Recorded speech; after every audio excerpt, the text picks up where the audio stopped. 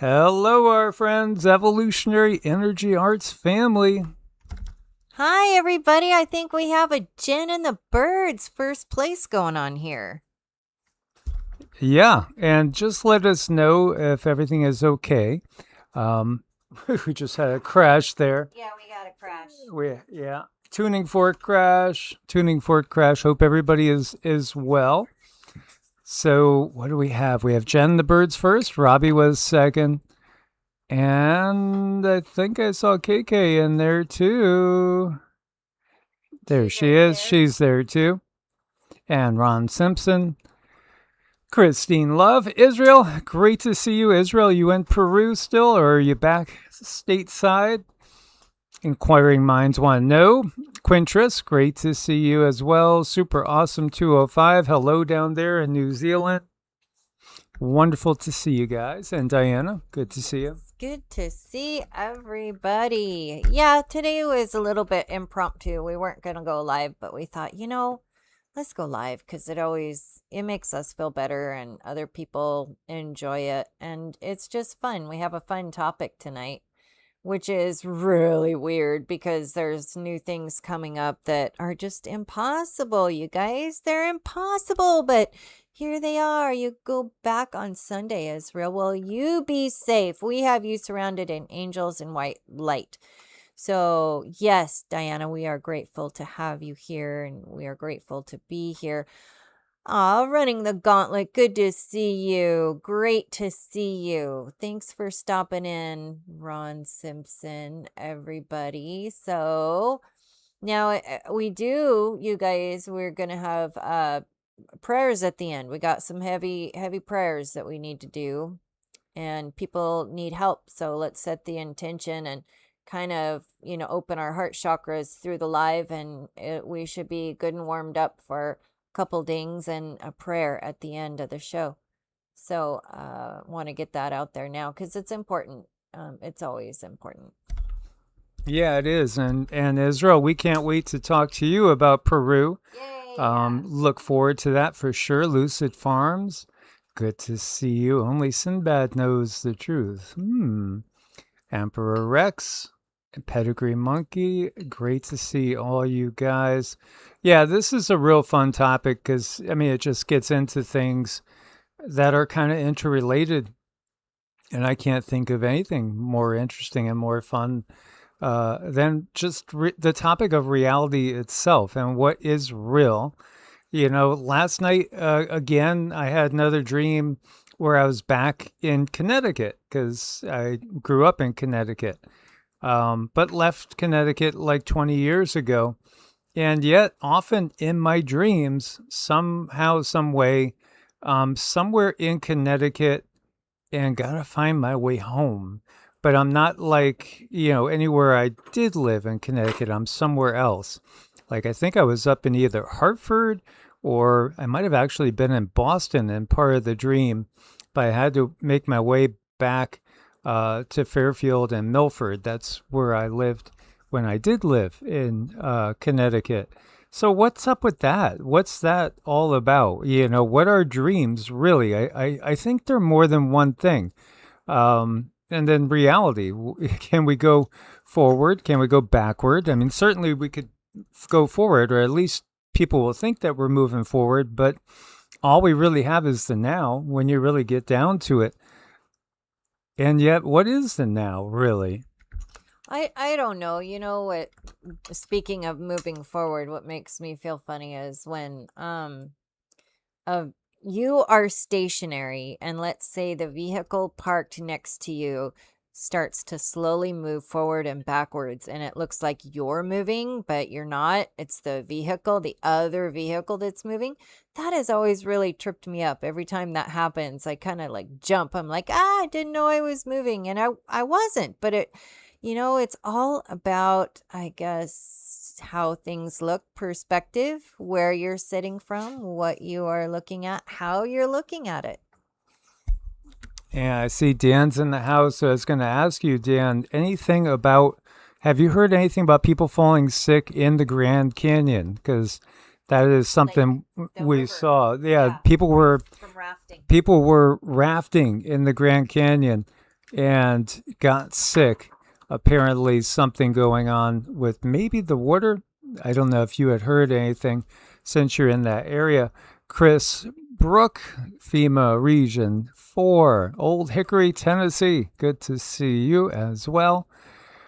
And Ron Simpson, if blue wasn't really blue. Well, it might not be to some people. Sometimes blue and green can look different to the individual. And of course, animals see colors differently than we do. I think one of the most profound statements I heard recently was the realization that all humans really only see with your third eye, and your two eyes are literally giving you a projection. They're giving you the created reality, which is holographic in nature and an illusion. What do you guys think of that?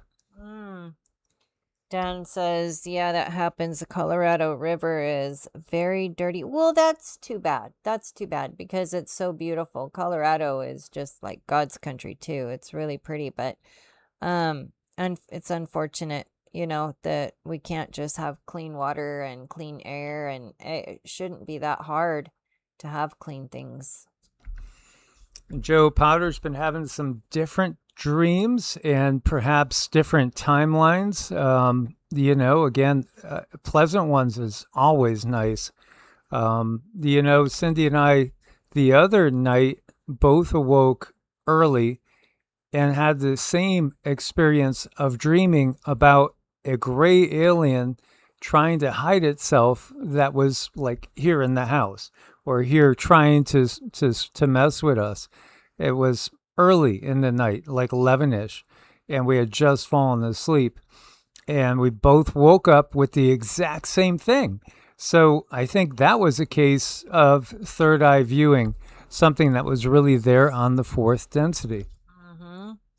Yeah, it was really weird. I mean, we both woke up the same time with a very similar dream. I mean, it was being like a mimic and hiding like on the, say if it was hiding on the bookshelf, it would kind of blend in with the books, or standing against the wall, it would blend in with the color of the wall. It was really, really strange that we both woke up at the same time with that same dream.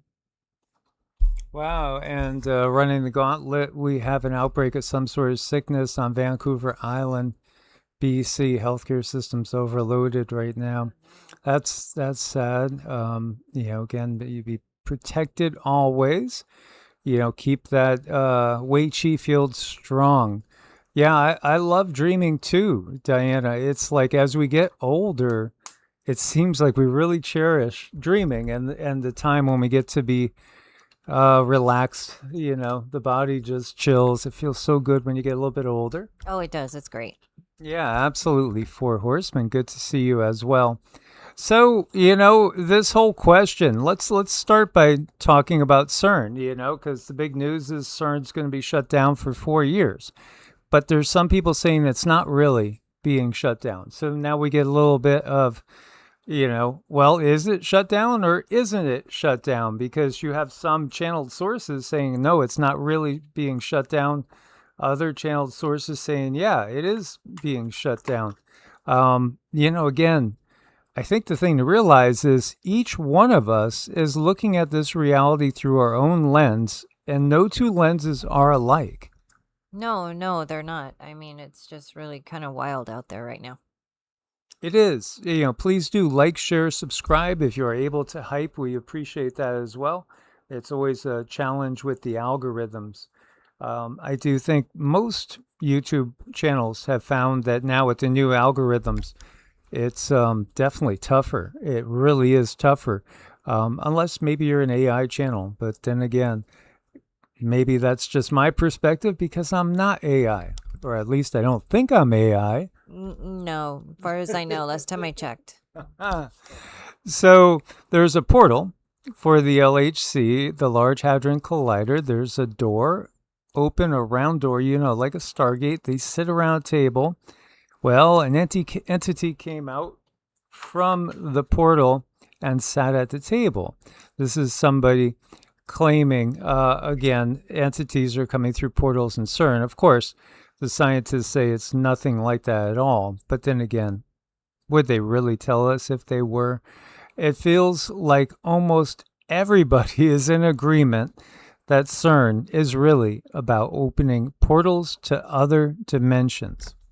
Well, one thing I really strongly feel when it comes to CERN is that there are changes. There are changes going on, and it really feels like our frequency has made a shift because CERN is not active. So whether it's open or closed, I feel something is very different. Like our energy bodies are able to ground right now so that we can be at the appropriate frequency of the earth. I mean, before this supposed shutdown, it really didn't feel right. Like things were way too up and down. Time felt faster, and it just didn't feel like we were grounded and centered. And now it's been a little difficult emotionally, but it does feel like we are grounding in the correct frequency now so that we can grow optimally.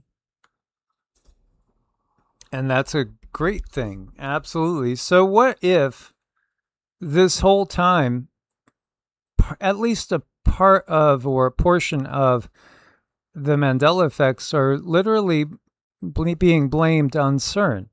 What if CERN and other, operations like CERN, other hadron colliders like CERN, are literally all about trying to give the dark side of the force the upper hand by going back and trying to change reality to, a point where they come out on top in a way that they want to see happen and manifest.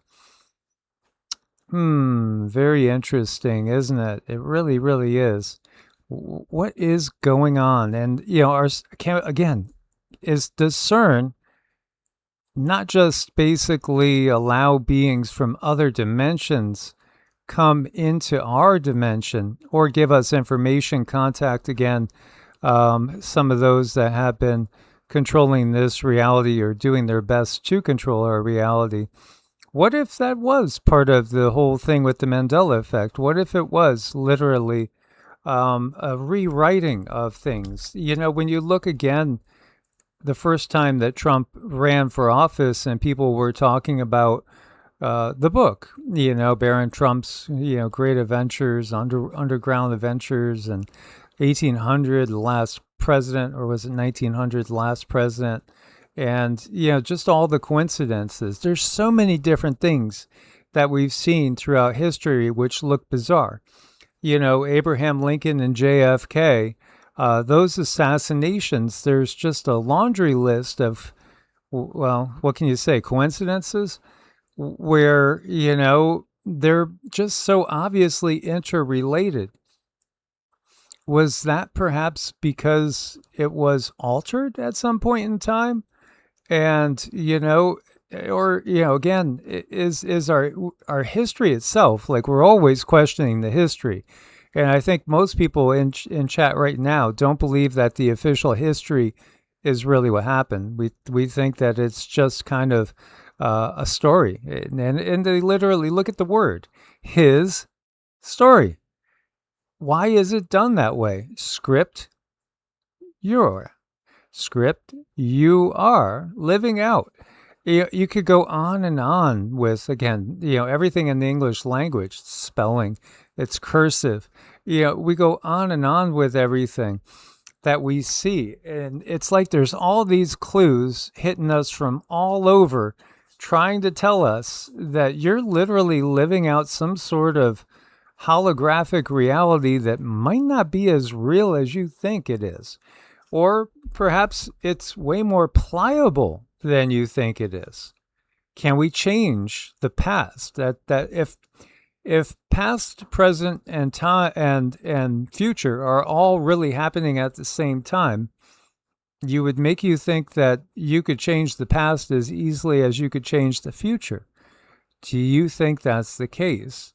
How about this one? A remote viewer says CERN open portal to communicate with beings on approaching hostile spaceship, Comet 3I Atlas, which he says is occupied by Draco reptilians. Now, we didn't get that third eye atlas was occupied by Draco, but we do think that Apophis is, and Apophis is approaching in 2029. By the way, there is a gifted psychic that has come up with a vision that they shared, which sounds exactly like Ryo Tatsuki's vision that was supposed to be for August of 2025 or July of 2025. It was July of 2025, where she said Japan was going to have such a big one. Japan, Taiwan, that area over there was going to experience something like a 9.5. Literally was going to change the lay of the land over there, perhaps even sinking islands and raising new islands. Well, this other psychic now is seeing some event happening in 2029 that sounds very, very similar. So again, what is this? Are we looking at all different possible realities, and each one is going to literally manifest in some other alternative world? Are there really an infinite number of Earths out there? And, it's just a matter of where we're shifting our perspective to which one we're going to see.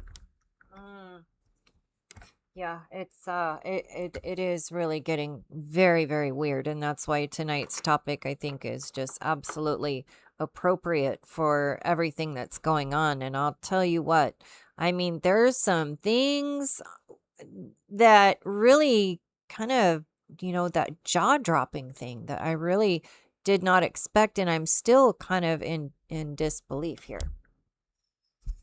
Yeah, so here's another one. This is a recent Mandela effect on Willy Wonka. Okay, did you guys hear about the new Mandela effect that was just discovered? And I'm sure there's more of these to be discovered, by the way. There's old VHSs, there's old tapes, there's things we haven't seen in a while, that if we go back, I guarantee there's more Mandela effects to be discovered. But this one, in Willy Wonka and the Chocolate Factory from 1971 with Gene Wilder, which is pretty weird, by the way, has a shocking Mandela effect, so let's get into it. So, we know that to get the golden ticket, you have to buy a chocolate bar, right? Not some Willy Wonka product, but like a actual legit chocolate bar. But what if I told you, you could pop your VHS in, if you still have one, and go watch the original, never been tampered with, not digitally altered.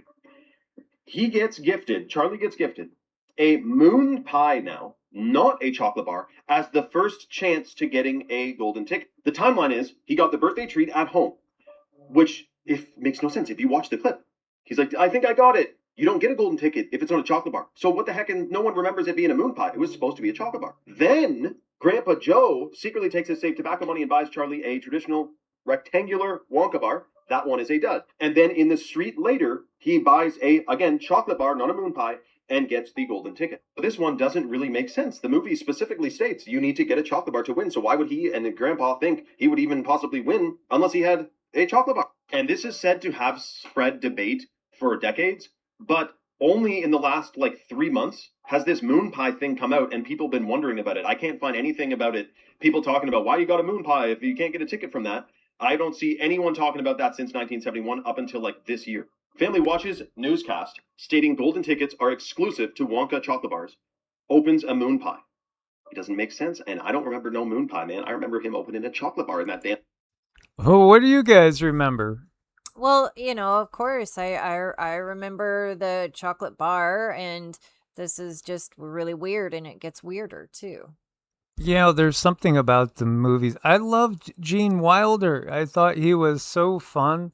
It's so sad too when we realize that all these people that we grew up with, they all got indoctrinated into that same darn one-eye club, But here you go. I mean, what do you guys remember? This is 20 things of 20 examples of the Mandela effect, right? Febreze, current reality, and then the past. Fruit of the loom. What do you remember? I remember a cornucopia, absolutely clear as day. We disagreed on this one. Do you remember that he always wore a headband or that he never wore a headband? I know, and the stove top, is it Kraft or is it Stouffer's? I mean, I thought there was one of each. and Double A or double A or double S on the has avocados. Oh, here's the one. Pause that one for a minute, Mike. This is the one that really, really got me. It really, really got me because I just learned about the Mandela effect and I thought, oh, that is just pure crap. And I went and I got my grandmother's Bible because it was my grandmother's Bible. I thought, oh, no, certainly no one could tamper with that. Maybe if you bought a new Bible, but not my grandmother's Bible. And I opened it up to that passage and sure as heck, it was the wolf. And really that was probably one of the moments, one of the handful of moments that just changed, shredded my reality. What do you guys remember? Was it the wolf or the lion? Yeah, just kind of curious, right? I mean, it's just so crazy what they have going on. But if, right, if it's true that we only really see with our third eye, and we're actually, what we're doing with our two eyes is we're getting a projection. Like I'm looking at a deer right now, and the deer's eating corn I threw out there. How do I know it's really there? It's just that I'm expecting it to be there. Or is there like an energy pattern? Again, in quantum physics, nothing really exists until somebody observes it. This world is all about, it's created for the observer. And this is a big part of meditation. A big part of meditation is getting to the point where you realize that you're not the body. And even past that you're not even the mind formulating the thoughts. You're literally the observer. You're literally in like another dimension, another whole layer of reality. I think the best example that we have in our time is literally some of the games that we have now. We have those first person, games where you might just see yourself walking along and, the character's got a gun in its hand or what have you, if it's one of those shooters. But that's kind of like what our reality, it turns out, may really be. So the lion and the lamb, they say it's not the case. How about Sarah Lee? Was it nobody doesn't like or nobody does it like? And then the gospel must first be, these are rolling pretty fast. Haagen-Dazs or Haagen-Dazs? I remember double A too. Yeah, what is it? I remember. Why is it? Double A. I swear. And it did have an H, I thought. I thought it had an H. I thought it had an H too. Why do we get everyone wrong? Why do we remember things? Is it just that she's in her 50s, I'm in my 60s?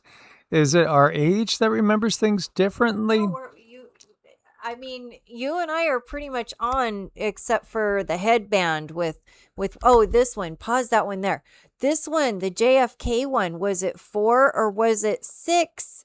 And, I remember 4. And then also, why did they make all of these museums with 4 passengers, yet the story comes 6? It says it's 6 passengers now. Yeah, I think somebody's playing with our reality. So, is it Cern? And is it maybe other places like Cern? Sometimes we'll watch videos from, was it Top 10 Most Amazing, that whole gang. They do such a great job. But the thing is, like, we look at it, I think, from a little different perspective because, we'll go down that CONS piracy theorist side of things a lot more than some channels that, are really worried about making sure they stay on the good side. The algorithms will. So I got to wonder, how much of this is some sort of grid effect that's affecting our reality and our minds. Think about now going to 6G. What's that going to do? Because certainly 5G has not improved the quality of the internet. It's worse. There's more glitches. Things take longer. I mean, it hasn't gotten better. So, I think it's, again, all about controlling our perspective. Are they rewriting history and we're catching it? And then they're just telling us, no, you really don't remember that. Even though what they did was they rewrote it in a way that somehow is advantageous to them. Mm-hmm. Yeah, let's go on with these. People are just, what is this one? What do you remember? I don't know I don't understand. That one is a big one. Sex in the City or Sex and the City. I think it was and. I thought it was and as well. I thought it was and. That's the current reality. What do you remember? I remember Chin. that one. Yeah, Chin. the chin. Current reality. So here we're remembering current. Vlasic or Vlasic. I think double S. I thought it was double S too. I thought it was double S. Memory only. Flintstones, meet the Flintstones. What's different about it? Flintstones. Flintstones. No, it was Flintstones. I thought it was Flintstones. Flint too. No, that's current. Okay. Brussels. One S. No S. What do you remember? Volkswagen. I remember that one. Current reality. Okay, we're there. We're there. So that's weird. What do you remember? Whiteout. Whiteout. They both. I don't know what's different. Volvo's got the female. Yeah, no, it was the left. Yeah, it was the left. See, there was never an arrow on that. No. JCPenney. Kit Kat. Oh, I loved Kit Kats. I mean, I haven't had a Kit Kat in 25, 30 years, but that was one of my favorites. I am evil. I think. I thought it was I. I think this to the left is. To the left? Yeah, it's memory only. Funyuns. With a Y. Really? It was with a Y. I thought it was this one. Huh. Hershey or Hershey's? I thought the apostrophe. Apostrophe S. Okay, well that's current. Yeah. So. What about, did we pull up the one that floors me probably besides the lion is the guy with the monocle. Well, I'm getting there. I have other ones. So, this all started with, Nelson Mandela. Did he die in prison? Did he actually get released? That was one that really had my head scratching because I was remembering it totally wrong. Yeah, really, some of these things, I will never forget the first time I was introduced to the Mandela effect through the Bible, because I truly thought, I remember being at Bible study and reading about the lamb and things of that nature. It was really just really wild how I opened that Bible and I saw the wolf and it floored me. I'm still to this day, I look back and I think, wow, that was like probably one of the things that started my journey, or a couple things. Joe Potter, he who controls the past controls the future. He who controls the present controls the past. Yes, that's an Orwellian statement, and it's so true. So, is this part of rewriting things somehow to, get us to go down a timeline that they want? And I don't know how changing the monocle is going to change reality to that extent, unless it's just all about getting us like looking somewhere else while they're doing something different. Now, with me, I totally remember the monocle. Do you? 100%. I played Monopoly with my brother and sister, and he had a monocle. What do you guys think about the whole, that one about the monocle? Everyone I talk to says he has the monocle. It's just, I'm really feeling like somebody is playing shenanigans here. Yeah, so what they tell us is the brain makes fake memories. This is just like, to me, this is bringing me back to Men in Black, where they wipe your mind, right, and tell you you're not going to remember anything. Why? I don't think so. The Bernstein Bears or the Berenstain Bears. I don't remember Berenstain. It was Bernstein, wasn't it? Bernstein? And then Looney Tunes. What's the purpose? What is the purpose? Unless we are always kind of creating our own world the whole time. And maybe we don't share exact memories because, literally we have different memories, truly different memories. It's very interesting. I remember the song as far as Oscar Mayer, My Baloney has a first name. You remember that? Yeah. And so the second name was Mayer. It's not Mey, May. We have like a song memory, Yeah. I mean, we have a song memory here going on. It just really, to me, this is so much evidence here with so many people understanding it a certain way, and now it's not. Yes, Emperor Rex, the spoon is not real. So it's not about bending the spoon, it's realizing the spoon's not even there.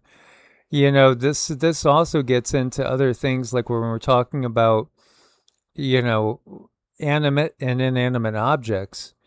If everything you see is really these subatomic particles, which are literally just consciousness, waiting to have you direct it to turn it into something that looks like a real solid object, then, they're all made of the same stuff, which is ultimately mind stuff. So in that sense, then there's no such thing ever as an inanimate object.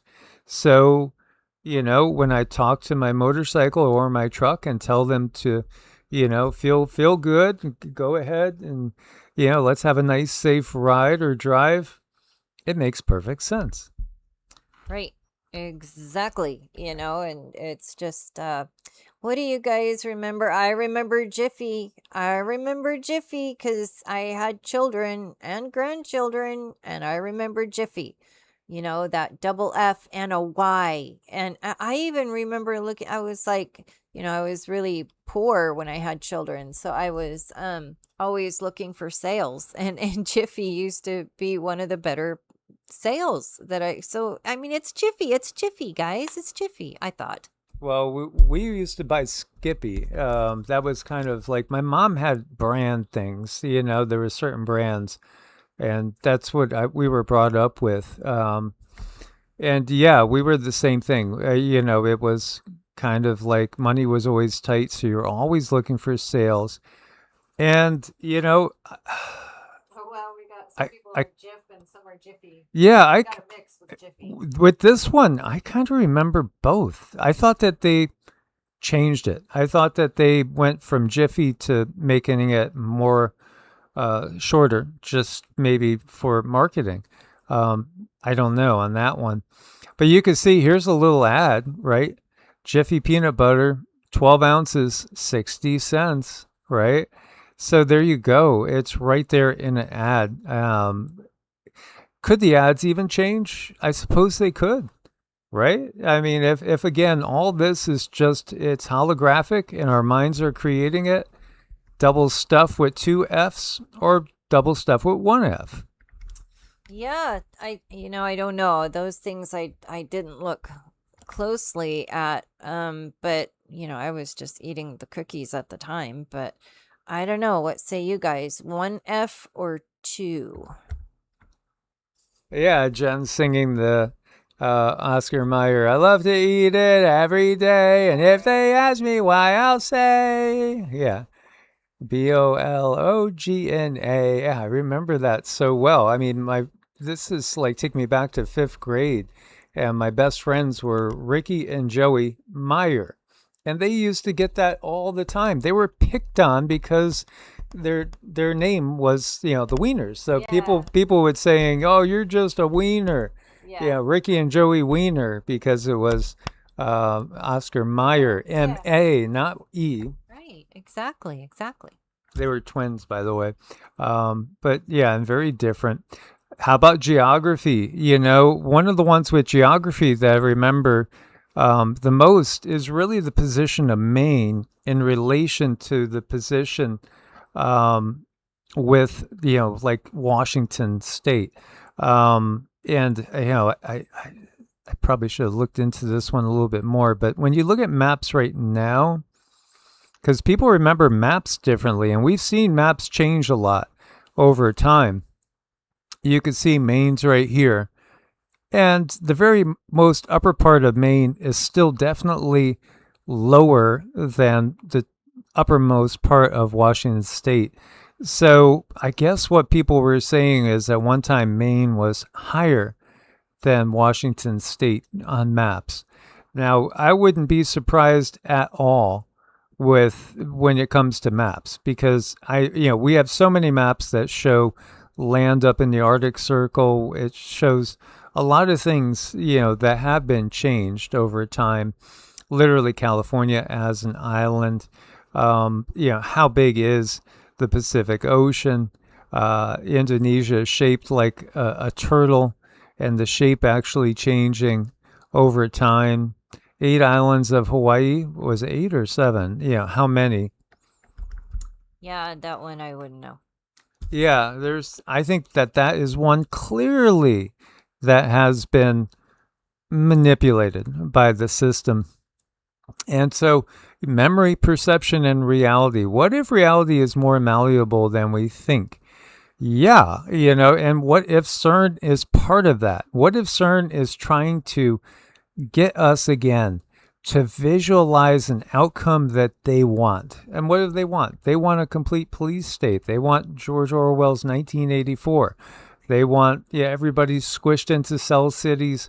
You never even leave your apartment. Again, you know, we understand what they want.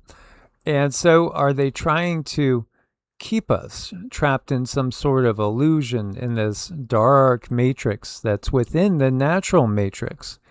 And so time is an illusion, so says Albert Einstein.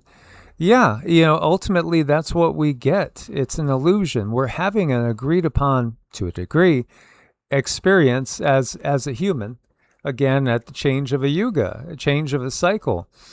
We've gotten from our guides that each yuga is dramatically different than the preceding yuga. Dramatically different. Cindy's also picked up that the dimensions, because we're rising, perhaps not all dimensions are rising at the same rate.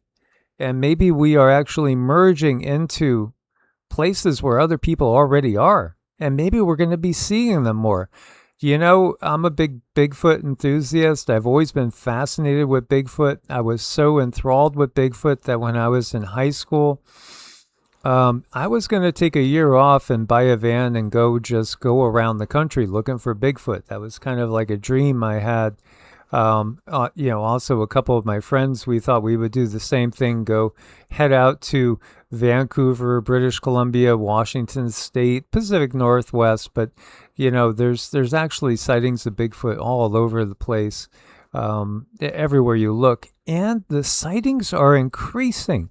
There's more sightings of Bigfoot coming in. There's better photos coming in all the time. BFRO.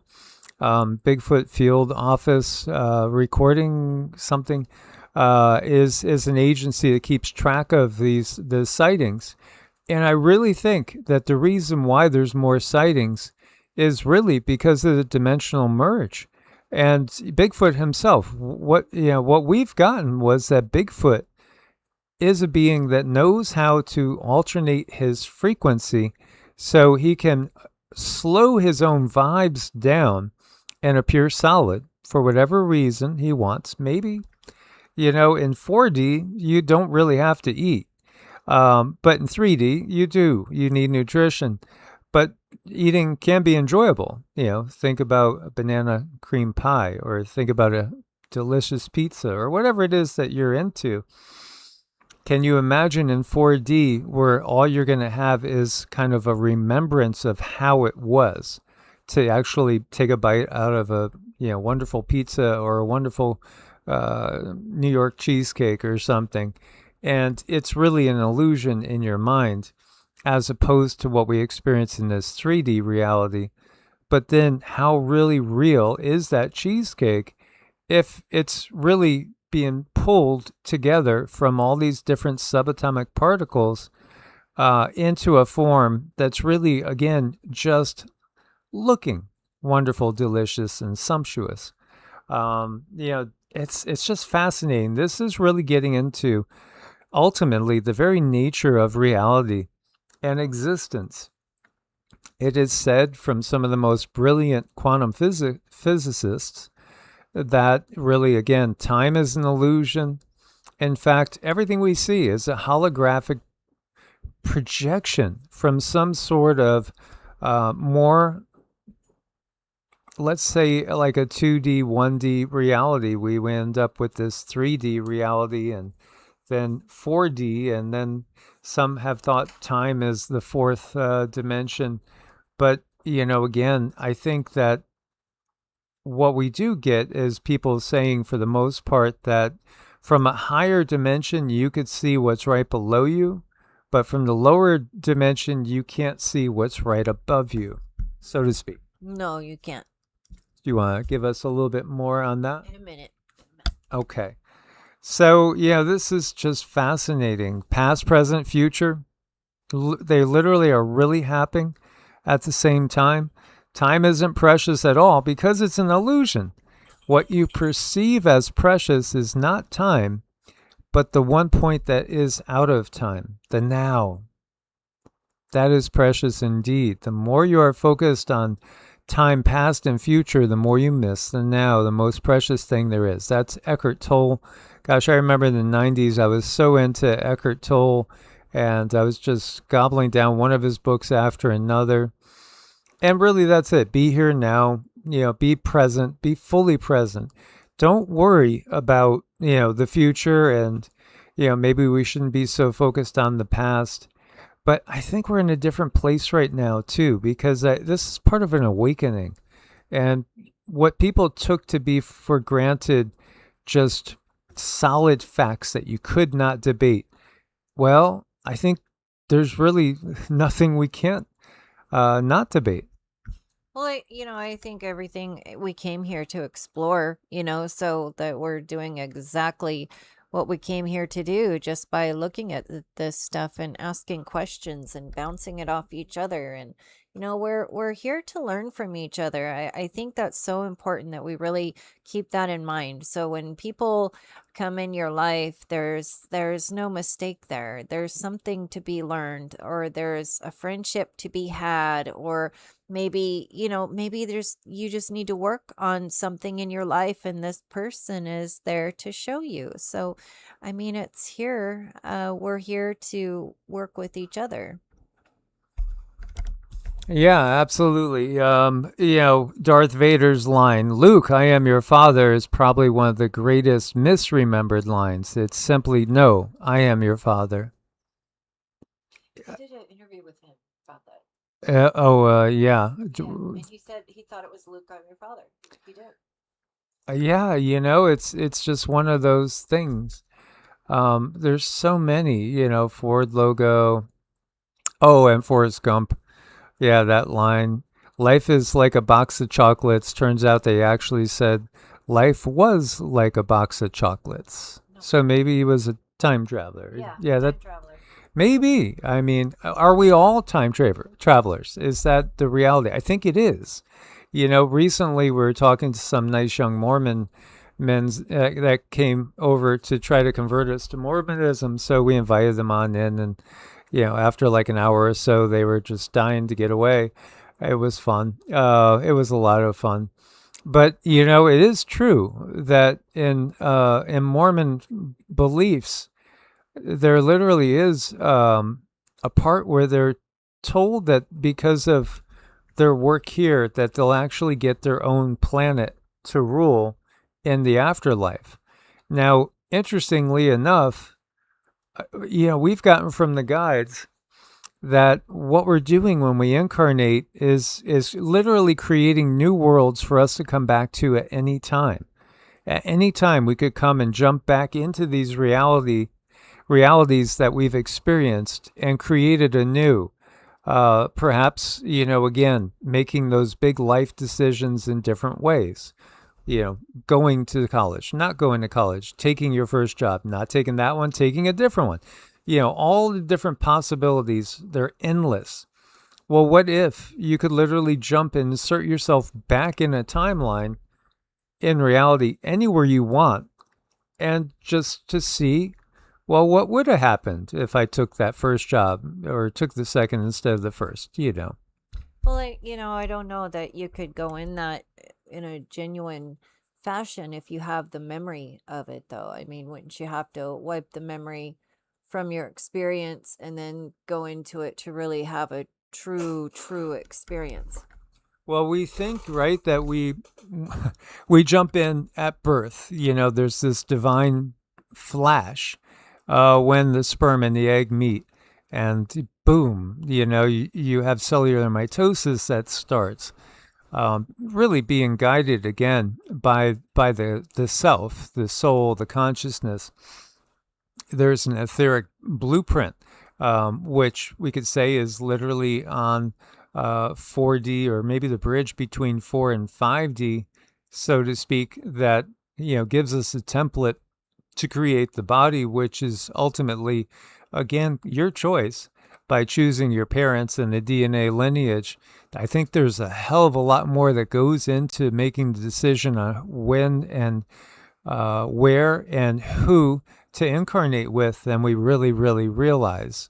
So, what if, though, you could once you go through it all, what if you could reinsert yourself at any single point in time and just, start over? Mm-hmm. You could. Maybe, right? I mean, I'm just throwing it out there because that's come to me in meditation before, so we covered so many of this. Lucy, you got some splaining to do. Yeah, that's what I remember. Ricky was filmed saying, "Splain that if you can," and Lucy, "Splain." No, I remember you got some splaining to do. I know. I explain it. Yeah. Yeah, so I mean, it's just fascinating. This again just goes down into things like parallel universes, alternative realities. How many Earths really are there? Is there an infinite number? Again, it's the nature of reality. I think, again, there's a lot of answers that really come into perfect alignment with what we've learned from quantum physics over in the Yoga Sutras, in the Shiva Sutras, in the Tao Te Ching, and a lot of the Eastern traditions. Yoga Sutra 1.23, surrender the illusion of control. And what is this all about? Really, I take it from having studied the Yoga Sutras, which are very deep, and you need to just really maybe take days or even weeks on some of these. Just meditating on one line, literally, there's so much depth to it because it's all about the nature of consciousness itself. Well, it's the little me and the big me. So we have a tendency in the West to call what I would view as the higher self God, and we just say God.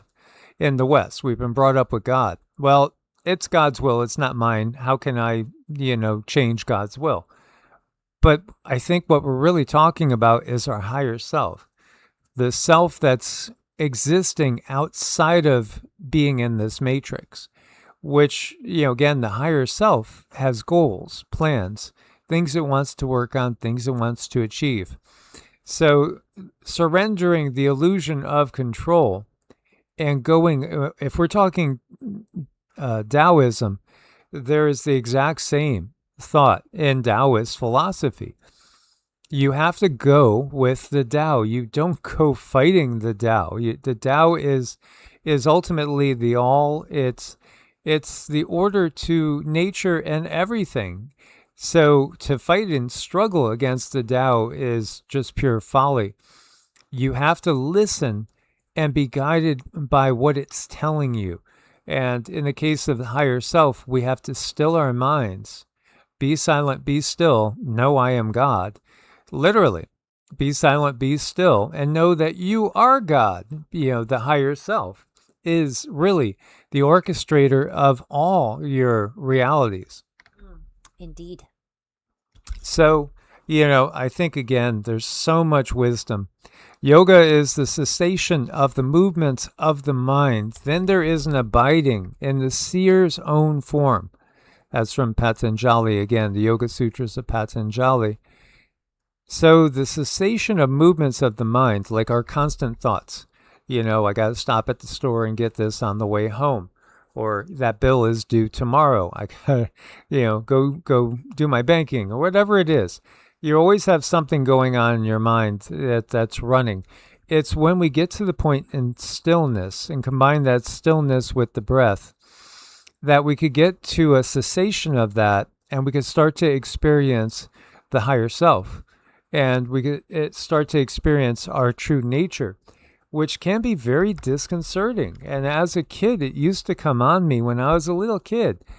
I would all of a sudden get terrified by being alone because I would get freaked out. I would feel myself not being in the body. And it would cause like an anxiety attack because I would realize I'm not this body. And I would just stand there kind of dazed and wondering what's going on. Then I'd have to go be with my parents, the adults, or somebody, because it freaked me out so much. This feeling that something in my reality is not real, and there's something that's big. It's this feeling of, I guess, the true nature of ourselves, which can be overwhelming, I think. I think a lot of people are always trying to escape this. And I think that this leads to a lot of addiction problems. Alcohol, drugs, things like that. There's this desire to escape reality. And I think it affects pretty much everybody at some point in time. Well, yeah, I agree with that. The desire to escape, I think, for sensitive people is much greater, because you feel everything. And so many people who grew up in a home that was chaotic, they've learned to do very well in reading a room and reading people's energy because it was done to them, and they had to use that gift for survival. The best way to utilize our gifts, though, is to heal the nervous system so that you're getting a clearer signal. But sometimes maybe that's not your path. Maybe your path is to always be a healer, and you're always looking for a way to heal, because of that trauma. We're all just a little bit different. When an individual has achieved complete understanding of the true self, they will no longer be disturbed by the distracting influences within and around them. Yeah, that's that realization. This is the famous speech of Arjuna to Krishna, or Krishna to Arjuna, telling him you have nothing to fear from going on the battlefield because there's never been a time when you didn't exist. And everybody that you see, even though they might die on the battlefield, there's never going to be a time when they're not. So if time itself is, again, an illusion, and we literally, there's an aspect of us that's outside of this illusion of the time-space continuum, then absolutely, that's seriously true. And then that changes everything.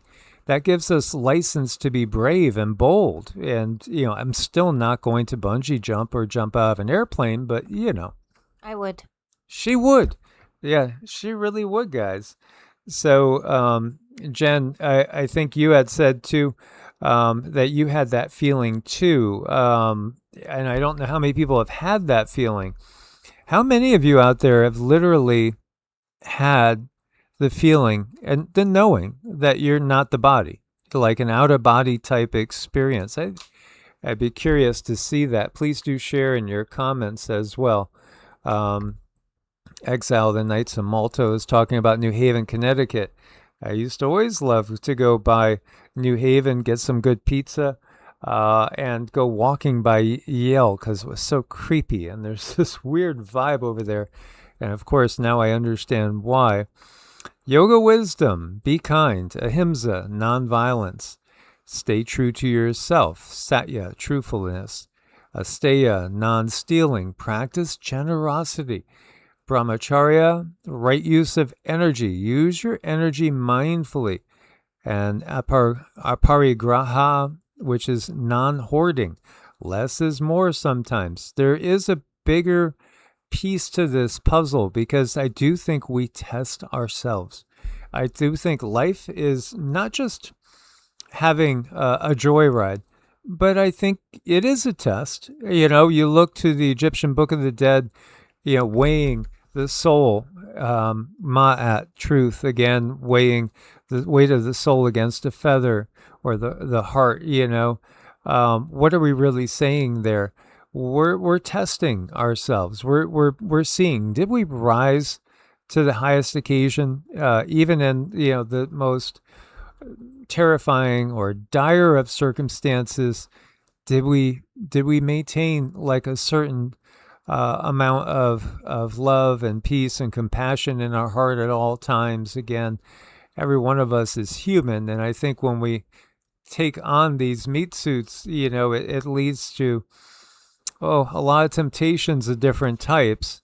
You know, and again, we have the 7 deadly sins. Everybody has different aspects of that might tempt them more than others. But yeah, I think there is a test to the game of life as well. I think there is too, and I think really all we can do is our best in any given situation. No one is perfect, you know. I'm definitely by far I mean I have work to do. I'm always a work in progress, and I try to be very forgiving with myself. You know, I can get overwhelmed and things just sort of short out with me, but I do my best to try to stick to my spiritual practice and just be the best version of me. No matter how stressed I feel, I just continually, through that stress, I try to continue to do the right thing. I never want to hurt anyone ever with my words or with my deeds or with my actions. You know, one thing you never ever do, and I heard this from a very, very wise man: never ever do anything out of spite, no matter how bad you might want to. Don't do it. So take those words and do with them as you wish.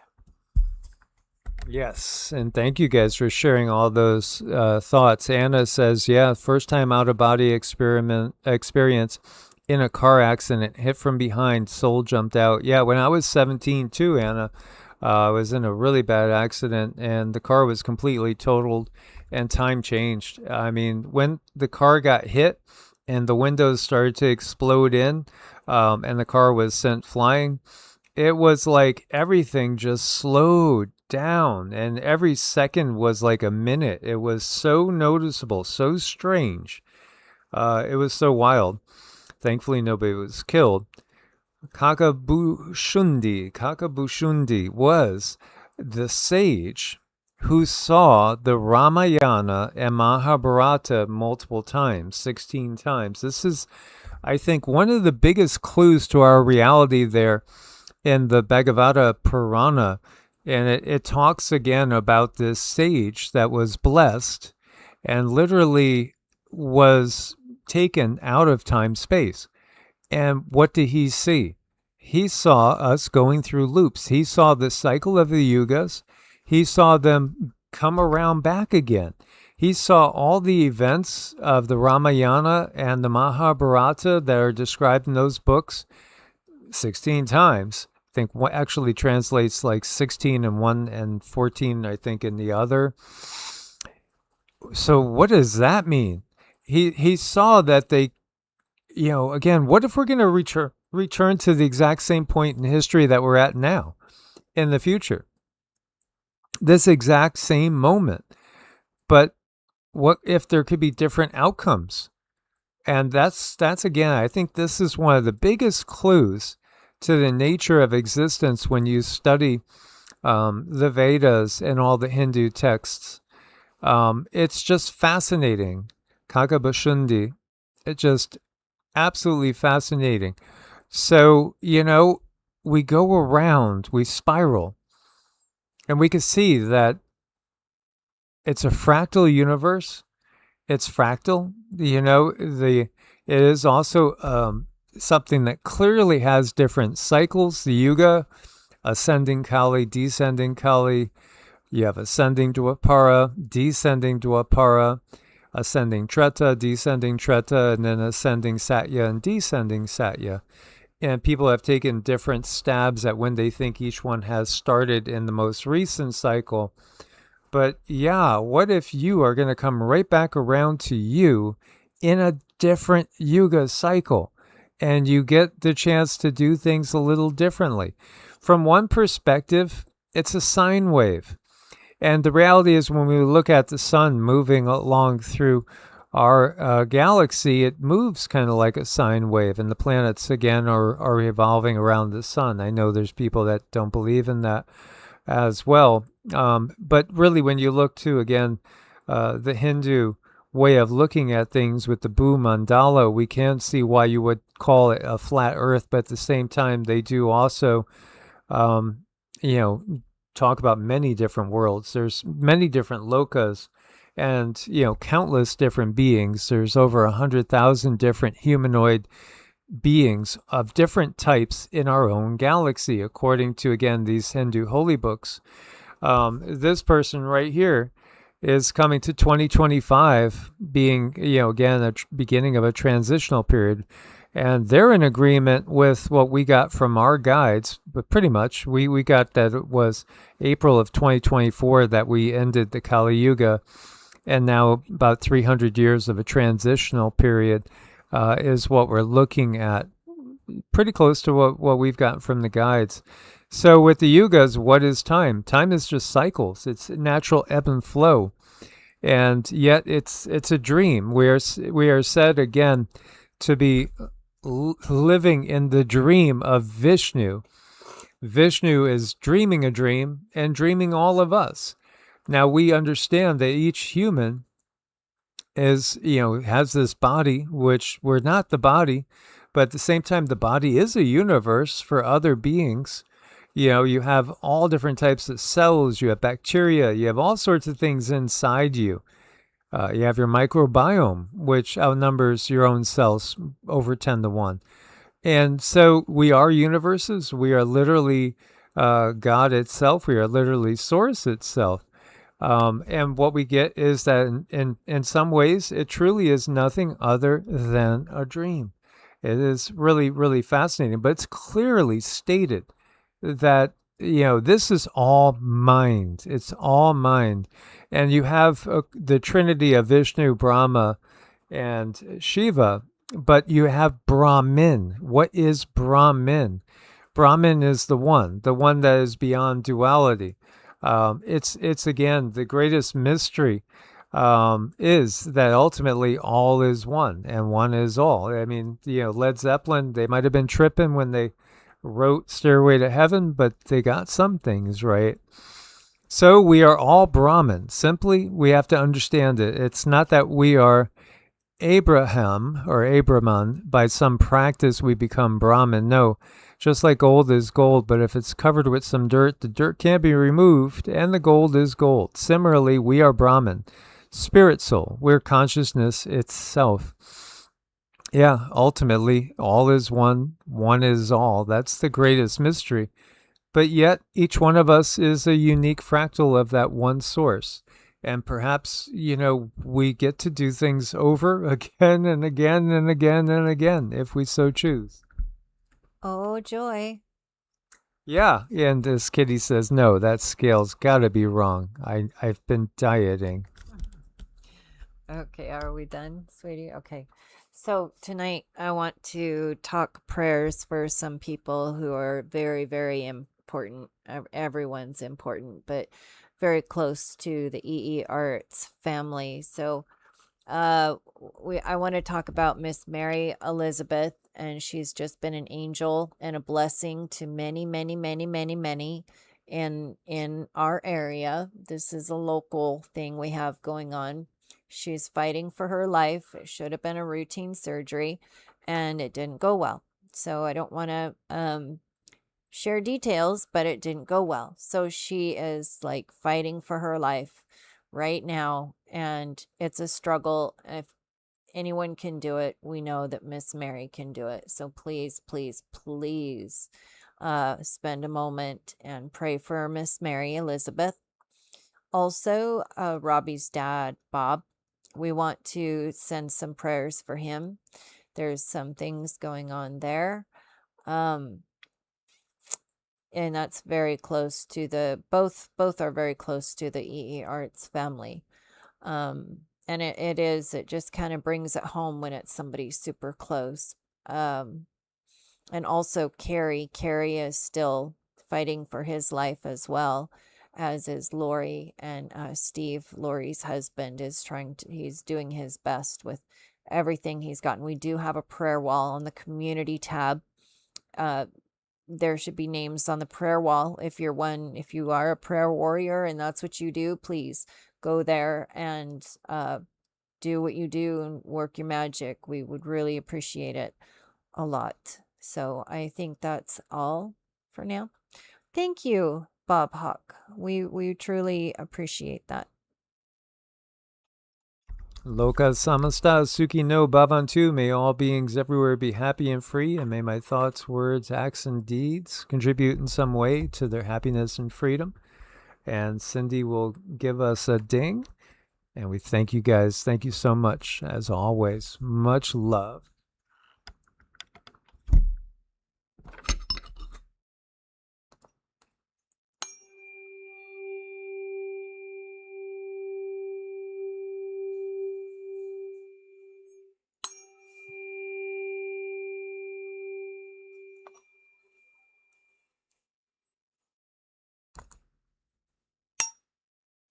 Wrong one.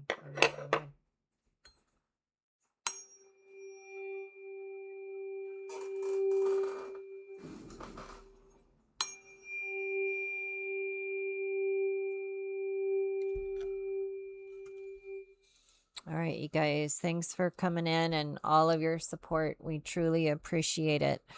Everyone, take care. Much love. Namaste. Namaste.